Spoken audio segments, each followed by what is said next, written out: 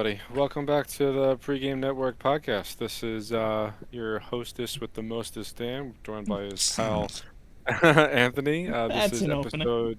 this is episode 60 of the only gaming show that is not afraid to offend people. Not going to stop with that, by the way. That's Okay, just our by all slogan means, now. let it rock. um, Last week was a rather stacked week. This week, Yeah, much slower. yeah, of So course. we're gonna see what we got to talk about, but um, yeah, I guess we're just gonna shoot the shit as well. Yeah. I actually I have some like not so newsworthy stuff to talk about, just things that I've been doing in my free time. Mm, So just like every other week, we'll start with what we've been playing, and yeah. then we can move on to whatever it is that we want to talk about. So Anthony, buddy, friend, pal, chief, tell me what have you been playing? I'll be honest. This one was I mean, aside from it being a slower news week, it's also been a slower just gaming week for me. I have my usual gotcha games; those haven't changed.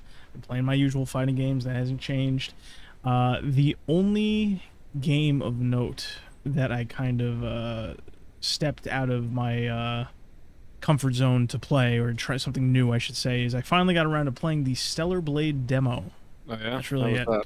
Yeah, it was pretty fun. I mean, it's there's only so much I can say about it at this point because over the course of the last year, I pretty much said like, I wish I could play it. I wish Sony didn't, get involved and swoop in and get exclusivity to it.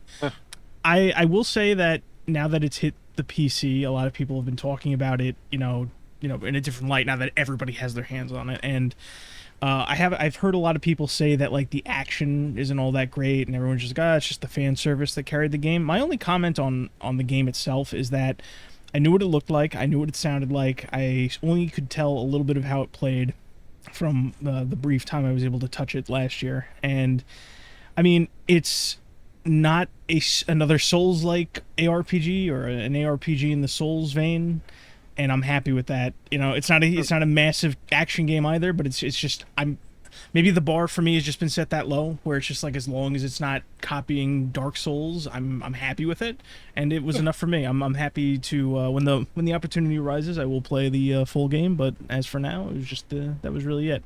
Everything else I played this week was really just sorting through stuff I needed for videos, stuff like that. I went back, I played a little bit more of Expedition 33, Roller Coaster Tycoon 3, and a bunch of other little small games just for stuff I'm working on. But that was really it. Slow for me. As far as I go, I beat both Wolfenstein games, or the newer ones rather. Mm-hmm. The New Order and the New Colossus. I actually wanted to talk about that for a second Yeah, sure. because I it is like pretty apparent to me like they just don't make games the same way that they used to anymore. I mean, I know that we've talked about this ad nauseum, but like going back and playing Wolfenstein: The New Order and then Wolfenstein: The New Colossus, it was really like in my face over the last week because in both of those games their SWAT stick is everywhere. Like the Nazi theme is like really heavy-handed, obviously, because it's fucking Wolfenstein. It's the main antagonist. What Yeah. do you want? Um, but I actually wrote down a couple notes that I wanted to talk about for that game, or Yeah. more specifically for Wolfenstein 2, because I just finished it today, and I like it so much better than the first game. I'm not saying the Mm-hmm. first game is bad by any stretch of the imagination. Yeah. It's great, but the writing in Wolfenstein 2, the action, the combat isn't any different really, but it's the combat is they kind of streamlined it a little bit more, which I Mm-hmm. appreciate. Um, I I really can't stress enough like how good how well written the characters are, because each of them has their own very distinct personality. They're all very relatable and likable in their own respects. Um, and it's a really fun cast of characters to Mm-hmm. spend like how long did I play it for in total? 10 hours, 10.4 hours, Mm-hmm. and that was on like the difficulty like just above normal. Okay. Um, but I wanted to like kind of go through some of the themes that I noticed as I'm playing through specifically Wolfenstein 2. Yeah, sure. And there's a lot of subject matter here that like Mm-hmm. they would never put in a game today. Mm-hmm. And an abusive father, like hardcore domestic violence, a lot of anti-Semitism, obviously, Hmm. um, and I also wrote down heavy racism, but that, I guess that can kind of go hand in hand with Yeah, anti-Semitism. I can kind of see where you're going with that. Yeah, Yeah, but they're Nazis, so it's like it's yeah, the it is. Aryan race or nothing. Yeah, So, but the game does such a good job of portraying like B.J. Blazkowicz. He's Jew. Well, his mother was Jewish and his hmm father is Christian, and he takes after his mother in the games because hmm the game portrays him as a Jew, which is his whole reason for fighting against the Nazis. Not only because it's the right thing to do and the Nazis are evil and blah blah blah blah, but like he's Jewish and he believes in standing up for what's right. Um, but the game has like so many undertones um, of like just God. I guess the American way, or like everyone working together. The cast of yeah, characters in the game is great. Like there's a mentally challenged person. There's a black lady. There's BJ, who's a Jew. There's well the scientist doctor. He's really the Jew. yeah. Um, He's my Anya. favorite fucking character in the Oh, new. he's great. He's He's great. great. He's Yeah, phenomenal. it's Set Roth. Set Roth. He's Yeah, yeah. Oh, he's so good. he's good. But it like, goes back to my point of like all these characters, they're written so well and they're voice acted so well Hmm. that like I could just sit there and watch like a cutscene of that game and still be entertained. Uh, but like they don't make these kinds of games anymore, and it's really really funny at times, but it also deals with like really serious subject matter Hmm. that doesn't deserve to have a joke in there. The villain is fucking is just disturbingly twisted. Frau Hmm. Engel, you remember her? Yeah, of course. I, I, Yeah, I, I, I did just get done, with a regular Wolfenstein playthrough with my brother, and I do remember a lot of the sequel, even though I know more yeah, about Old Blood, I would say. But yeah. That should be the game, the one that I play next. oh, you're gonna kill yourself. You should have played that before going into two. Yeah, I don't know. I downloaded 1 and 2. I just went through them like that. But Yeah, but I'm gonna have to play the old blood. Okay, where was I? so you were just getting done, kind of. You left off talking about you had just gotten done talking about the how you just got wrapped up with the two games. You had talked a lot about the characters and Yeah, the setting and the subject matter and how they couldn't really make games like this anymore. And I agree to a certain degree. What I'll say to that real quick is just I do think Wolfenstein: The New Colossus. I have some problems with the writing because I think this is really when the company had started, like, some of the writing decisions, not as a whole, but like during certain moments in there, was really the sign of the times that we were kind of entering at that period. And I think it mostly gets by unscathed, but I do agree that it is one of the last games to really try hard hitting subject. Like, you couldn't make another Wolfenstein right now and have like the full Nazi memorabilia on yeah, display, because it's just like everybody's too squeamish. And even then, they only got away with it because they were very constantly, like, everybody's just like, punch a Nazi, and everyone like kind of laughed along because it's like, yeah, who wouldn't hit like a Nazi? And then it kind of got grating because they would just say it about fucking everything and everyone, and it got to the point where for New Blood they were just like, oh, I thought everybody liked punching Nazi, like that kind of momentary era where they could get away with telling this is like kind of gone at this point. But I yeah, do agree with you where, like, I think all of the characters that were originally in one that made it into two, were all like, I think the writing maintained itself and kept up the same quality. I do think BJ as just as a character overall, and his like patriotism and his love for his country and his personal heritage and his family really does carry the the the newer franchise, just because I think it's the only thing that was, like, I guess, static, just like him wanting to, get in the war and fight the bad guys and, and topple the whole regime. It was pretty much set that way from when he got out of the coma in the first, new Wolfenstein game. He basically had not changed since that moment. So yeah, I agree with you where, like, a lot of the character, I agree with you for the most part. I do disagree as far as like the complete package is concerned, but that's, I'm a bit more, I scrutinize a yeah. bit more than that. But yeah. But you were And basically just talking about the story and how much you. Yeah, I really, really enjoyed it. I honestly loved it Yeah. from beginning to end. I really can't think of the only thing that I really didn't like about it, or that I found annoying, was that like armor and ammo that you walk over, you don't just pick up automatically. You have to press Mm. the action button. That's just it's just annoying, but it's a nitpick.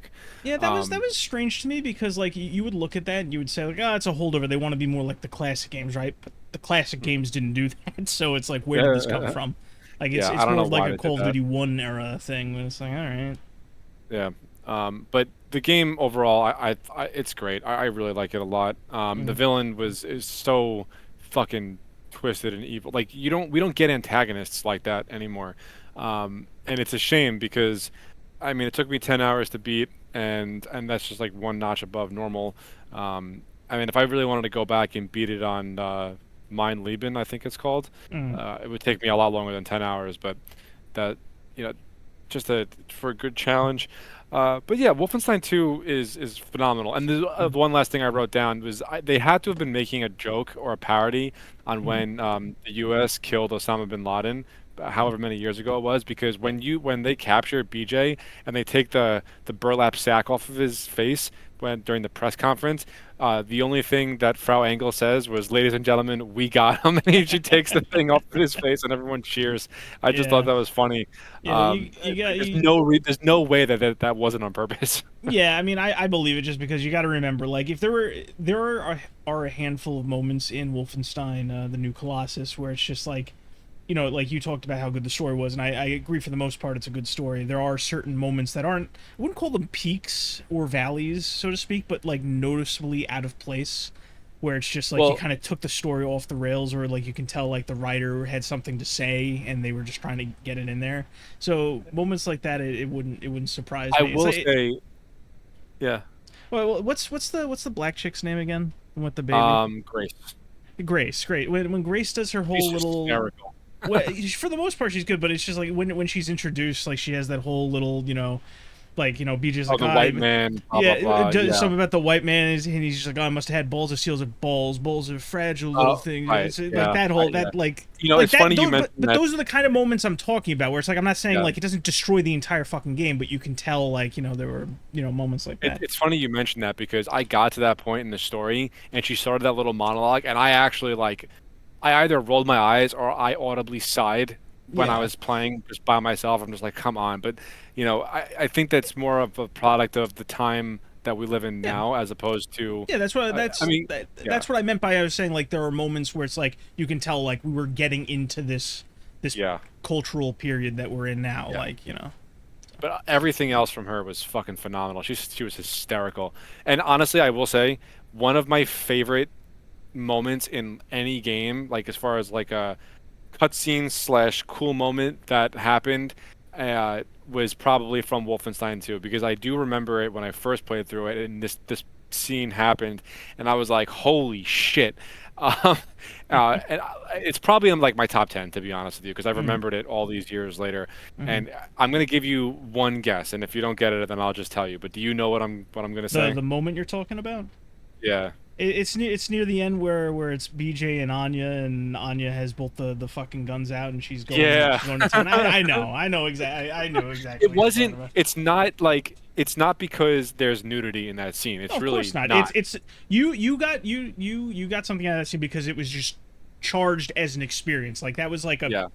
not a payoff, but like Like a if you fucking were if you 7 month pregnant woman is fighting this war, slides across the ground to get to her husband while tossing two grenades in like to this Nazi like squad. Her jacket catches on fire, so she takes it off and throws it to the side, takes out two fucking automatic weapons and just blows them all away while getting covered in blood. And the only thing that is said afterward was BJ staring up at her, and he just goes, "Wow." It was fucking hysterical. That was one of my favorite moments in any game. It's so good. Yeah, But we might have talked about this before because I remember you in particular getting you enjoyed that scene quite a bit. It was yeah, definitely your kind of written scene. yeah, it So the definitely was. Like bit. it's a combination of just hysterical and awesome all at the Yeah. same time. I really enjoyed it. So that was everything that I wanted to say about Wolfenstein. Fair I'm really enough. glad that I went back and played through both Yeah, of them. Now I need to go back and play through the Old Blood. I completely forgot about it, to be honest with you. yeah, Um, yeah. so aside from that, we played a fuck ton of the finals Oh yeah, last night. a lot of fun. Finals is great. Yeah, Yeah. season 7 has been a blast. Mhm. We have to start running like 3 China Lakes Well, because I mean, what? you won't see me arguing about that, but I'm not about enforcing what everybody else wants to use. I just want you to try something else. I mean, I've got no So you want problem me to with you try using that. something else by sticking with the gun I'm using now to run it as a cohesive unit? Well, I mean, for 1 or 2 matches, yeah. Yeah, I'm for it. But then try something else. We did run it like a few times, and it Yeah, seemed to it and was it pretty fucking crazy. yeah, it destroyed. It was It was like nuts. the Call of Duty 4, the BOON salute, where everybody would use the get the It fucking grenade launchers reminded and just me. fire from Yeah. spawn. It reminded me of like anti-air rounds when you shoot Yeah. them up at planes and it explodes around them. That's what it looked like. It was fucking great. All right, so that the last thing that I will say, I bought and started Atomic Heart today. I Oh, bought okay. that and all of its DLC for like $30. Mm. Um, and I played it for 4 hours today. I like how it plays. The story remains to be seen, but it based on the Steam user reviews, the story is like one of the better points of that game. Mm. So I will report back to you once I am Okay. deeper into it. But yeah, it was cheap, so I decided to buy it. And so 3 DLCs are out, and they're actually actively developing a fourth. They announced that when during the Summer Game Fest when they announced the Cube. I didn't I had realize no there was idea. a fourth one Yeah. wow, that's surprising. Yeah, neither did I. And Atomic Heart 2, because they Munfish put out like a 10-minute video going into a little bit more detail of their upcoming project between Atomic Heart 2, The Cube, and Ill. Hmm. And I thought maybe like Jeff Keighley misspoke when he said spiritual successor, or like maybe it was supposed to be a continuation of the story, but A no. reboot or Munfish something. said that yeah, like it's gonna be a true spiritual successor. They're going to apply all the things that they learned from making Atomic Heart 1 into this game. They're going to try to just make a better version of Atomic Heart. So I'm interested. Hmm. Now that I'm actually playing through the first game, that will determine my hype level for the second game. So yeah, that is what I've been playing. I know it's kind of Yeah. long-winded, but No, it's good. It is what it is. It's like it evens out. I didn't have much to say about what I've been playing this week, so it works. yeah. All right. Well, now that we got that out of the way, is there anything that you would like to start with? Because I will be honest, I do not have a whole lot this week. It was been pretty quiet as far as the games that I paid attention to. Mm. Um, so So I will let you take it away. I'll lead with two things, or two personalities, I should say. Because just to touch base with some of my favorite people around right now. So recently, Devil May Cry 5. It was announced that it like Capcom loves to do their follow up like sales announcements, right?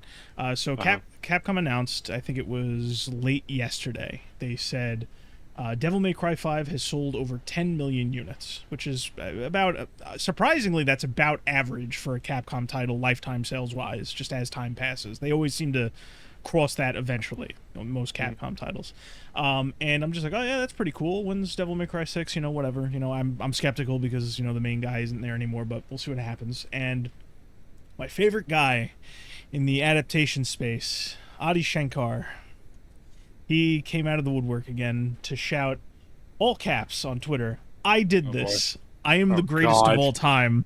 So he is. He said that verbatim. Yes, he said that verbatim, which either Oh means my God. he's either in both cases he's just given up trying to be like a hero or like have people like him, and he's just going purely for the rage bait or the clickbait at this point. And I'm just like, can we just get this guy out of the space? Because he's every week it just seems like the situation is deteriorating with him, where he's either talking about how much he loves something while also saying the quiet part out loud where he doesn't really love it. He just wants to be seen as the hero with it. And then he had that one week where he was just constantly dropping logos for different games that may or may not be on the outs so that he could swoop in and put his own little stain on it or whatnot. But it's that was just a little quick update with my favorite buddy who decided to take a sledgehammer to Devil May Cry in the on the animated front. My other favorite guy, Oh boy. yeah. So I saw an earlier, I saw, I, I saw an article earlier in the week, Dan. The article, I believe it was titled, I've already forgotten. I believe it was called "The Life and Death of Hideo Kojima," and I only saw this because Hideo Kojima himself had retweeted this on Twitter. Oh no. And oh man, every time I see or hear about this man, I go, "Up, it's time again." You know, Dan, you've known me for a long time. You will know me for an even longer time. You likely know that I do in fact love my fellow man. I have where is this going? I have an undying love for the potential and good in others. Truly, truly I do. Every time I see Hideo Kojima, I am tested. Because the way he articulates his manner of speaking, how he portrays the values he has, the unwarranted self-importance that this man has, just every time I'm just like, like I described it a couple of weeks ago as a comfortable annoyance, because that's, you know, it's like if I just had to worry about him and not like the corporate overreach and cultural bullshit, I'd be okay with like Hideo Kojima doing his own thing and me just not jiving with that, right? So the article was basically just like a long-winded interview about, you know, his prospects. He talked a lot about how he was afraid of dying or getting Alzheimer's. He mentioned like he basically put like a bunch of ideas he might never get to on a thumb drive and handed it off to somebody at the company. And it was just this long-winded thing where he talks about, you know, some of it's relatable, where it's just like, you know, family stuff and, you know, just, you know, wanting to do as much as you can while you're still here and all that stuff. But it's just like every other question because it was a Q&A, every other question, it was literally like him filleting some filmmaker, you know, because like I always say about him, he never wanted to do games. He always wanted to do film. Or him talking, you know, just talking in this flowy manner. He's like, oh, you know, I think about, you know, AI. Could I put my brain in an AI so I could just create forever and stuff like that? I'm just like, I'm just rubbing my head and like, what? Like I don't like, because it's so hard to describe the feeling this put me with, because it's like I sympathize, you know, at least a little. You know, everyone gets old. He's human, just like you and me. He certainly doesn't act like it all the time, and his fans certainly don't act like it. But he's a man like you and me. And I really just don't know where I'm going with this, because he wasn't really talking about his games. He has these 2 new games coming out, which he says he's probably going to be working on for like another 6 years or something. He says, and he said it again, he wants to direct a movie before he's too old. And it's just like, I don't know, man. I guess my point in all this is I still don't get the reverence for him, and I just can't stand the way he fucking talks and is treated. Because I think one of his upcoming projects is supposed to be like another one of those, not multimedia, but like media melding kind of things, kind of like what Quantum Break was. Not one-to-one, but I'm just using Quantum Break as an example. And it's going to come out. It's going to be the same exact thing that people hated before, but now that he's making it, people are going to love it. So, listen, I don't want to bemoan the guy. It does seem like he was shaken up quite a bit from the pandemic and the lockdowns, because I think he got. He seems like the type that would be shaken up. Yeah, he would, because like he was in a region that was locked down very heavily. He got very, very sick. Apparently it took his eyesight forever to recover after, for some fucking weird reason. And it's like, I get it. COVID. Yeah, he got COVID. And I'm just sitting here, it's like, I get it. Like, I don't want to, like, it's so weird to me, because we live in such a hyper-polarized time where it's like you're dealing with some really nasty people, but in the corner you just have this one annoying guy that you've always dealt with for decade after decade, and it's like I don't want to hit him with the full force of my hatred just because he's being annoying in my face. But it's just like, listen, I get it. Recover, make your shit. I can't stand the reverence for this man and the way he talks. Like everything about him is just like, it just does not jive with me. And I guess that's really all I have to say. So it's just, listen, Kojima, just relax, live your life. We're gonna be doing this fucking tit for tat for like another 20 years at the very least. You got 20 good years at least left in you. Just make what you want to make. Shut the fuck up, and just live your fucking life, please. Yeah. And so Yeah. those were two of my favorite people that just happened to show up, and they always just fill me with such great joy every time I'm reminded that they're still out and about. Cool.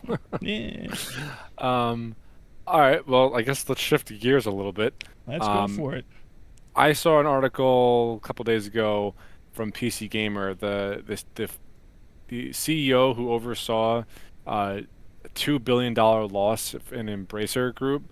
Hmm. God, God, he got another position. Um, he's now focusing on mergers and acquisitions. I don't know how this shit flies. I really don't.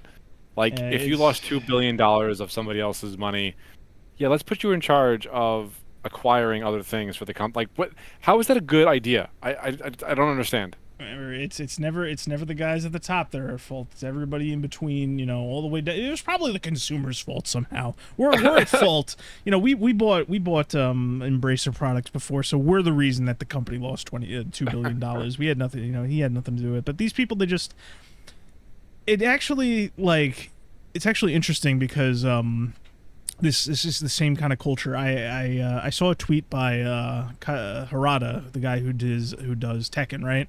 Okay. What he said verbatim was, a producer with no experience as a developer, who has never written a single line of game specifications, scenarios, programs, scripts, or music, nor drawn a UI or art, claims in meetings, conferences, or interviews that he has, quote, developed/made a game. I feel a strong sense of discomfort when uttering these words, although I understand this is in a broad sense. And basically what this just leads to, I mean, we harp up and down about the cultural issues that we're dealing with, right? And that's a Yeah. big problem. But we also are always reminded that the corporate structure is still in play. So basically, there's tons of people out there that just, the shareholders, the people at the top with the main money and the guys at the top, they talk more with these producers and business guys more than they ever will the creative guys, which always leads to this kind of disconnect. So when you tell me something like the Embracer guy, he lost them all this money, as the CEO steps down, but still gets to stay with the company in a fairly high position with mergers and stuff like that. I just have to say he probably knows the shareholders still believe in him for some way, shape, or form, or he sold some kind of restructuring vision with how mergers are handled, or like he did a good enough apology where he goes like, my mistakes, I'll learn from them, this and that. Or maybe he knows people in the market and the industry. There's also a possibility he owns a good deal of stakes with the company. But the whole point is, these people, they either fail upward or they have like multiple safety nets in play, despite the fact that they will cost these businesses a huge amount of money in the long run, and also squeeze the actual creative people at the bottom one way or the other. Just how it is. Yeah. Yeah. Yeah. Just fucking, it's crazy. It's just crazy. Yeah. Let's see. What else I got? I'm gonna get all my shit out of the way first, just because there's not a whole lot of it. For it. Okay, well, on the same vein as Embracer, they are rebranding themselves to Fellowship Entertainment. So I guess they Oh, are yeah, I heard about exclusively that. doing Lord of the Rings stuff. That doesn't make sense. That's what this says. They're exclusively gonna do Lord of the Rings stuff. That makes no sense. Embracer is they have massive Oh, stakes in everything. I thought it was just uh, cheeky rebranding. You're gonna have to find that out, because that doesn't make sense. yeah. It's Lord of the Ring now. Now it's now. Well, we'll circle back to this one. Yeah, you gotta find out more about that, because that would make, unless they sold everything to offset that $2 billion loss, that doesn't make any sense. Because they had former THQ properties. They owned Gothic. They owned Alone in the Dark, which didn't do great, but still, they're the ones who technically own those. The fuck are the Destroy All Humans remakes. They're the one they run those huge fucking conferences every year. Talking about how much shit they own. So you definitely got to find out more about that. All right. Yeah. Yeah, probably. I probably should do that. Oh God, marathon shit. Apparently Marathon is not being delayed. I don't know how Sony is going to make that work. There's a lot of conspiracy theories going around that Sony wants Bungie to put Marathon out only for it to miserably fail so they can remove Bungie leadership. That is the current running conspiracy I've theory. I mean, I'm sure somebody up top is thinking that. I wouldn't say that's the primary reason, but No, it probably wouldn't. not. I wouldn't say that either. It's gonna be Fallout that they're definitely comfortable with when that happens. You know. Yeah. Uh, But I, I mean, I obviously think that Marathon needs a delay, at the very least. yeah, Um, it's not in a good if they're spot. not, yeah, if they're not gonna do that, then I mean, I don't know, man. That's bold. It's a bold strategy, Cotton. See how it pays Yeah. off. Um, let's see what else we got here. Splitgate 2 has exploded in popularity, but the guy who did the uh, "Make FPS Great Again" hat, Mhm. he came under some hard flack. Yeah. Didn't you post something? Yeah, he posted an apology video at a certain point where he basically I mean I could tell you what he said, but it's really just the whole bullet points. You know, if you know I didn't want we want an inclusive community, or I didn't where the community comes first or something like that. And he talked about that. It's just like, listen, I know there are people above you pushing you to do these kind of. We are beyond this apology level shit, because it's like there's no point. You're catering to such a small vocal group of people. Mainly you're at this point you're really only catering to like a few people on like NeoGAF, Reset Era, whichever one's more popular nowadays, where like all the inclusive, when I say inclusive I mean like within the industry, go to talk, and they go to bitch on forums all day and stuff like that. That's really who you're apologizing to, because it's just like it's such a, like, I can understand people. The only legitimate concern, and I mentioned this last week, that I can understand people being upset about is like announcing a battle royale while doing the whole spiel, and people can kind of take issue with like the tone deafness of that. But it's just like everything else. It's like we're done with these apologies. You know, it really doesn't help you. And it's like you'll have people like you who'll groan about it, or me who'll groan, and then it's like, we won't. You know, I'm not in any rush to play Splitgate 2. I'm definitely not now with the apology, the way it is. It's like, I have limited time. I'm not going to do it. I'm not going to spend it with products made by people who just bend over backwards for whoever happens to be shouting the loudest, or whoever happens to be, in the good graces culturally that day and age. It's a step beyond people who just flat out hate me, but it's still, it's like I'm going to spend my time. It's going to be in an area where it's just like I can't trust his judgment anymore, because like he's either beholden to somebody or he eventually caved. And it's just it's a shame to see something like that, but Yeah. I mean, look, if it was a choice between standing his ground or like putting that apology out to not necessarily save his company or game, but like make sure it does better, then I don't know. Maybe I would have done the same. I don't know. No, because Probably wouldn't. I get that. I get that decision making, but we're so beyond, like, the kind of people that would require an apology for something like that have always been a small vocal group. In all, whether it's real life or online, these people do not like. It's the same shit as chasing the modern audience. These people do not fucking exist. Occasionally products will get lucky, and also it's like one out of 50 will like just do well despite these kind of decisions for a modern audience. But it's catering to insane beliefs held by nobody, or apologizing to save face because you might offend people that think that way, doesn't make sense to me. The guy wore a hat that that very remotely resembled a political message that isn't all that bad to begin with, and he said a couple things on stage in a very adamant way. It's like, who gives a shit? Who gives a shit? I mean, I agreed with everything that came out of his mouth, and I thought the hat was hilarious. Stand by my statement. If he wants to come on the show, we want and guess what, Dan? Guess what, Dan? You and people like you who like that do exist are more numerous than the other people and actually play these fucking games. So you're the kind of person they should be catering to. Not necessarily to, I have insane standards, but I will also be happy with when you're standards. You gotta relax. Standards are going to save this goddamn world and this industry. More important than the world, this industry. Standards will save it. Yeah. I mean, it's crazy. Yeah, we'll see what happens. I mean, I've you mentioned like the peak kind of jumped up, and I've also heard that since the apology, its peak has been lowering every day. But that could just be coincidental. We'll see what happens over time. I'm sure we'll keep an eye on. My main issue with the game, my main issue with the game is that like there's not a lot of progression, and Mm. I just think it needs that. Like the gameplay, Every the every game foundation needs is solid. progression. Yeah, Yeah, and I Splitgate's just no think that it needs exception. more Yeah. progression. Like maybe, I mean, I hate to steer it towards COD, but like camo grinding, something cosmetic. Well, yeah, I mean, there's very there's no little like yeah, there's no shame in steering it towards like the good stuff that Call of Duty has done. Sure, it's a fucking behemoth monster experience over there that's just causing destruction wherever it goes, but it did kind of, cement some baseline things. If you go back all the way to Call of Duty 4 when it revolutionized shooters, or, kind of like flipped the table on shooters back then, baseline it had unlockable camos, as few as they were. They started that trend when Call of Duty was still something worth, focusing on. yeah, true, not wrong. The finals fucking has progression camos. Yeah, that's true. I mean, they're not great, but they're there. Yeah.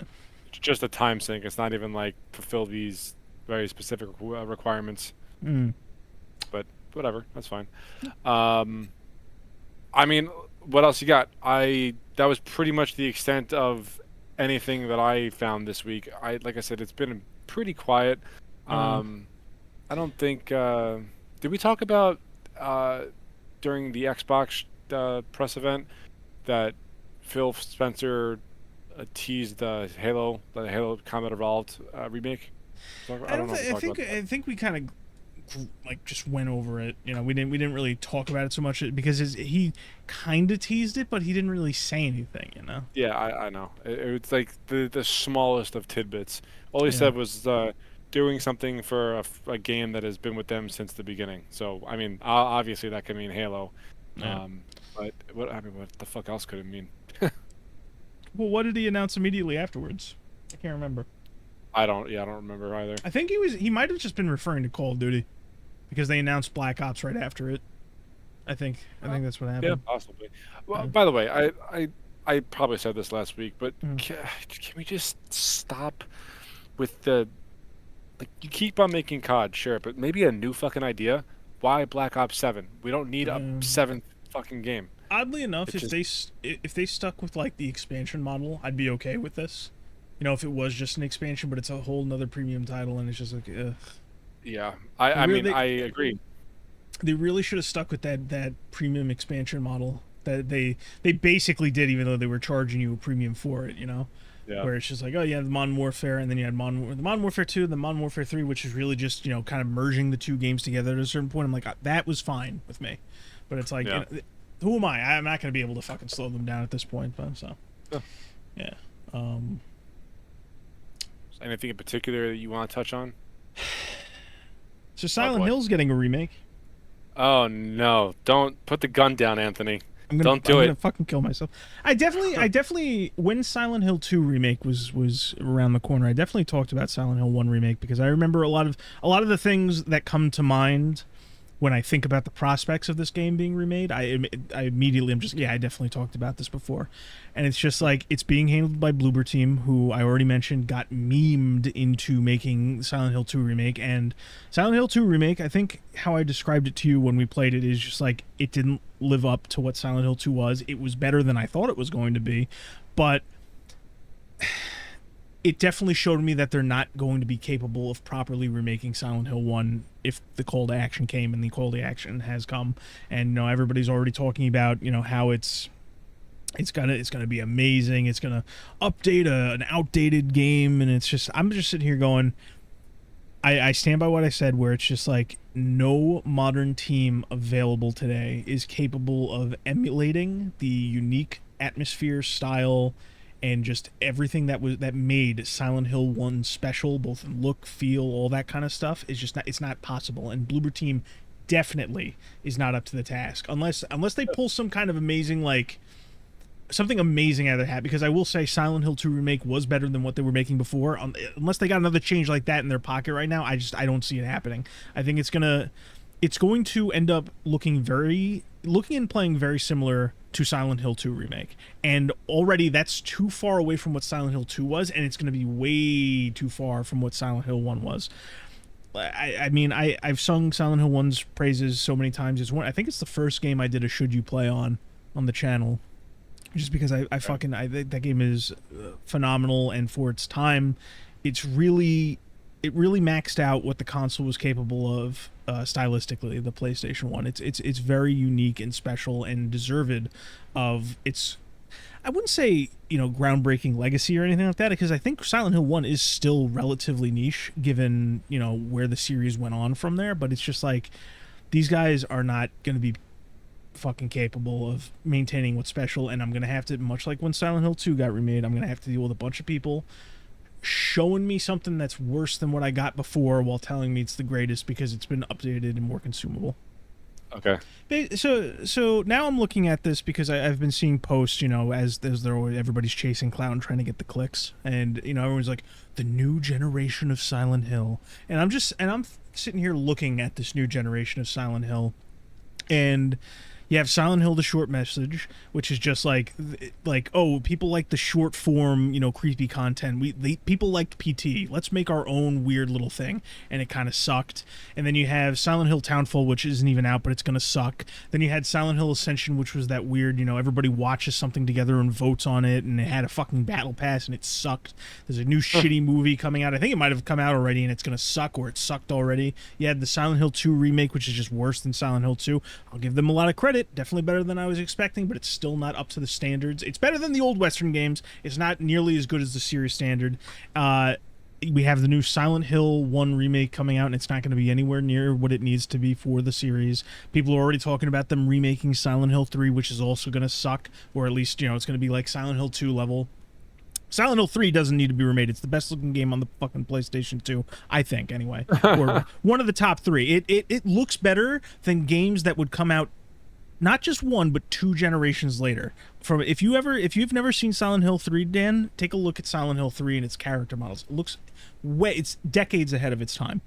And then lastly, you have Silent Hill F, which is being made by a Japanese studio, and it's being handled by one of the a writer that is known for these really crazy niche visual novels, which are pretty good. And I'm just sitting here going, if Silent Hill F sucks, they basically just fired a shotgun at all the possible ways they could make new games and things in this property, and they just fucking misfired on everything. Like, it's not as bad as like Downpour, which was really bad, or the Book of Lost Memories, which nobody even fucking remembers, the fucking Diablo Silent Hill on the Vita. But it's what a fucking disappointing disaster, and I'm dreading this fucking Silent Hill 1 remake. It's just they didn't need to touch that. They didn't need to touch it. And they definitely didn't need to give it all to the people who just fucking don't know what they're doing atmospherically or stylistically. Nightmare. I am sorry for what they are doing to one of your favorite franchises. I empathize with you. Yeah, it's what did I say to you the other day where I'm just like, survival horror has a very small window of excellence, and it's just been getting molested constantly, just by remakes that just don't need to happen, and like companies not handling the property right. It's like, don't remake Silent Hill 1, just port it. It's still stuck on the PlayStation 1 or like the PlayStation 3 classics with the PlayStation 1. Like, just port it to the new systems so that people can pretend that they played it online. Just fucking unnecessary. Really fucking pisses me off. Oh god, this is one of those episodes. Everything sucks. Yeah. Oh man. So what else is new, buddy?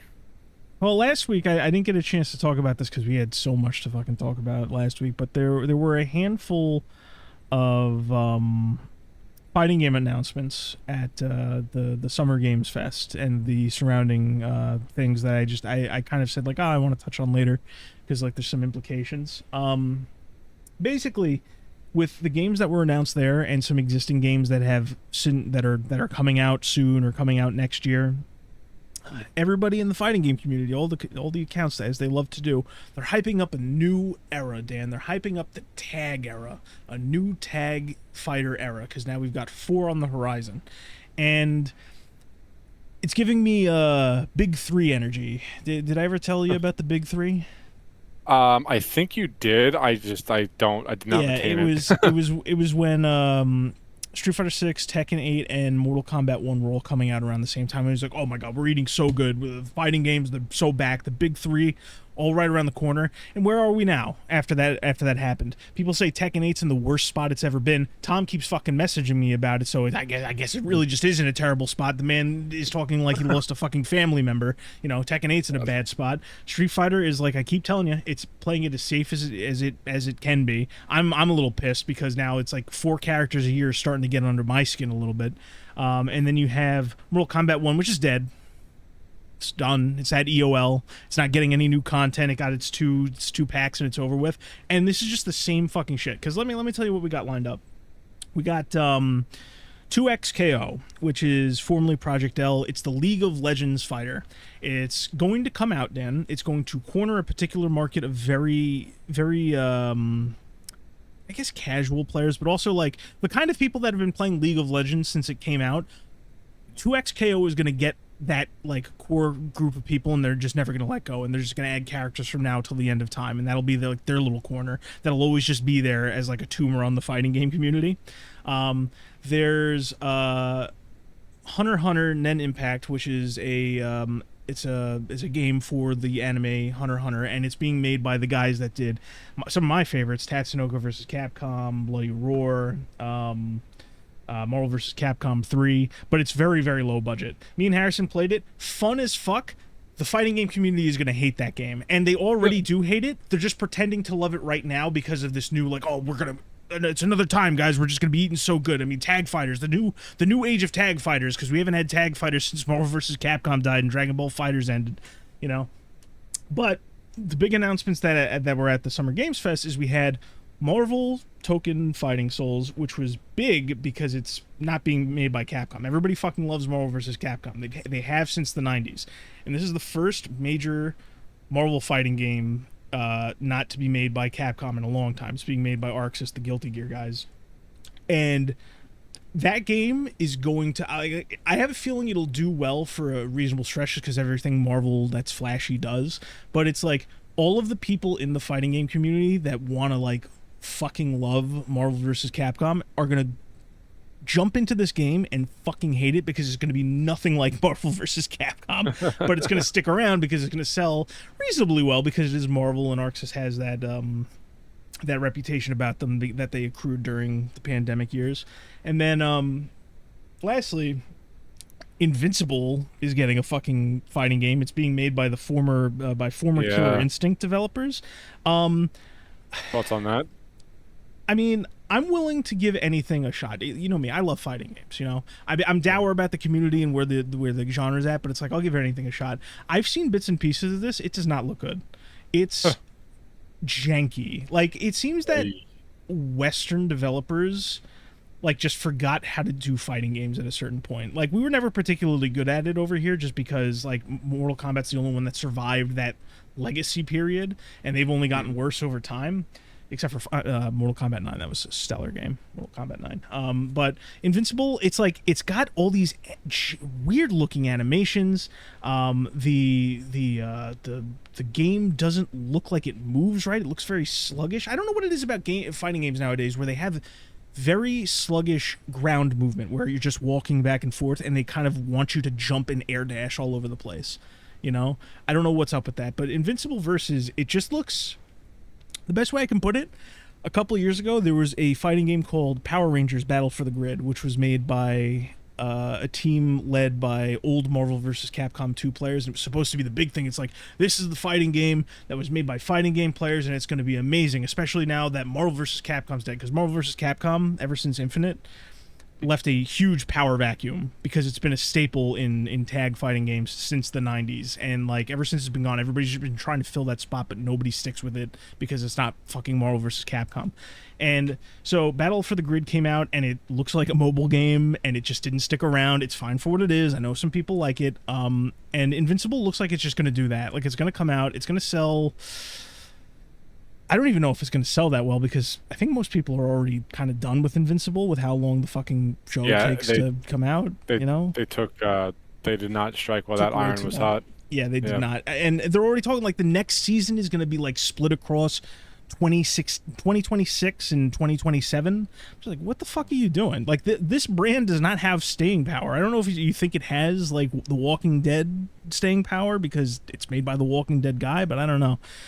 And I guess where I'm going with all this is it's just like I look at this and I get that same energy when everybody was talking about, oh, we're so back, we got the big three. I'm telling you right now, the only game here of note that I can say from personal experience plays really well and could potentially have staying power is that Hunter x Hunter game, and nobody's gonna fucking play it because they don't like the company that makes it. It looks lower budget. It has all of the elements that people claim to like, with like the fast movement and like the combo loops and shit like that. But it's just, they're gonna drop it. It'll be around for like maybe a year, and then it'll just be gone. And but everything else on here is like, I'm ready for the fighting game community to force it for like the first month after each release, and then just kind of drop it and be done with it. And it's just they'll kind of lament it the same way they're lamenting the big 3 era, like the writing wasn't on the wall already. And then after that, I think what's up after that is like, I think 3D fighters are gonna make a comeback, like ones where you walk in a 3-dimensional space, like a Soul Calibur almost. Soul Calibur I thought was 2D. No, the ones that I played were 2D. The fuck Soul Caliburs did you play? Like 2 and 3. 2 and 3 were full 3D, Dan. No, you only moved on like a side-scrolling. No. Soul Calibur is one of the few fighting games that has like no fuss 3D movement. They call it 8-way run, where you just move the analog stick and you go in the foreground and the background. It's always been like that. You might be thinking of something different. Maybe I'm looking it up now. Yeah, you have to be, because the Soul Calibur, you know what? Yeah, you're right. Yeah, okay. You just get a wire cross. Yeah, I don't know what I was thinking of. Maybe like Budokai or Tenkaichi. Even then, Budokai, you might be thinking of Budokai just because Budokai's movement is a little bit more in depth, where you need to tap a button and the foreground and the background to do side steps, where it's kind of almost more like Tekken. But yeah, Soul Calibur's full 3D. Virtua Fighter's coming back with Virtua Fighter 6, and people are already hyping that up. Although I'm going to tell you right now, that's another game that's just too complex for the fucking fighting game community. They're not going to stick with it. It's going to have a very strong niche base, much like what's it called? What is it? Fuck is it called? I lost my train of thought. City of the Wolves, that fighting game I was hyping up. Everybody's talking about how great it plays, but it apparently didn't sell very well. Virtua Fighter is going to be in a very similar boat, which is sad, because I think City of the Wolves was a great game. It still is a great game. I hope it gets some support down the line, even if the ungrateful fighting game community wants nothing to do with it. I think Virtua Fighter looks like it's going to be a very fun time. It's just, I think we're witnessing like a bubble bursting of some kind, like I've been talking about for some time. It's like entrant numbers at major tournaments are going up, everything else is going down. Sales, player attendance, and player viewership. It's just, I don't know. There's only so many ways I can say it, especially when you're not too privy on the history about it. But yeah, I'll just wrap up. So basically all I'm saying is that of these games, 2XKO is going to carve a small, distinct niche in the genre, one that will have a die-hard fan base as well as be a casual sinkhole. Invincible versus, unless something amazing happens, it's probably going to die within months, or it'll maybe it has its contracts out for content that'll just like churn out, but nobody will be playing. Who knows? You never know with games like that seem to be budget titles, and also because like everybody there's people in the know. It's like all the Killer Instinct devs still kind of talk to each other, and they have like reach in the community, so who knows if they'll be able to inflate their numbers or try and drag people in.